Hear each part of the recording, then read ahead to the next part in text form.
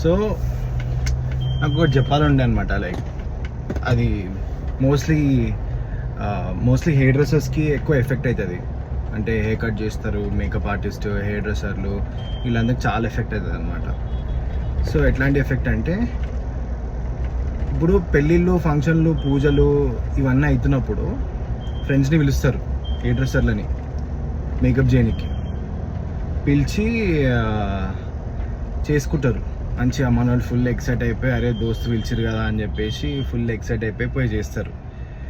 చేసినప్పుడు ఇప్పుడు ఈ హెయిర్ డ్రెస్సర్ ఎవరైతే ఉన్నారో పొద్దున్నే పోయి 4 పోయి హెయిర్ కట్ చేసి, హెయిర్ స్టైలింగ్ చేసి, మేకప్ చేసి, పెళ్ళికో, పెళ్లి కూతురుకో, పెళ్లి కొడుకో అందరికీ చేస్తాడు. చేసిన తర్వాత పైసలు ఇయ్యరు.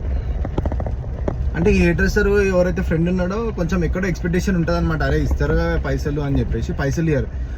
వాళ్ళకి ఎట్లుంటుంది అంటే, అరే ఫ్రెండే కదా ఎందుకు ఇవ్వాలి పైసలు అనిపిస్తుంది. ఇప్పుడు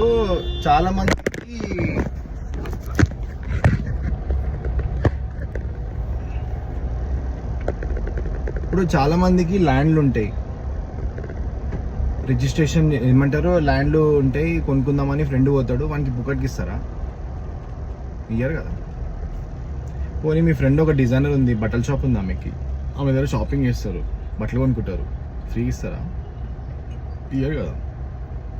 మరి మమ్మల్ని ఎందుకు అంటే హెయిర్ డ్రెస్సెస్ ఎందుకు అట్లా పిచ్చర్ లైట్ తీసుకుంటారు? హెయిర్ డ్రెస్ అని అందరితో ఎందుకు ఫ్రీగా చేయించుకుంటారు? పైసలు ఇవ్వాలి ఎందుకు అనిపించదు? అంటే మా దగ్గర ఏమైనా పెద్ద ఎక్విప్మెంట్ ఇట్లా ఫుల్ సామాన్లు ఏం లేవనా? లైక్ ఫ్యాక్టరీ లాగా ఏం లేదు, పెద్ద ఏం లేదనా?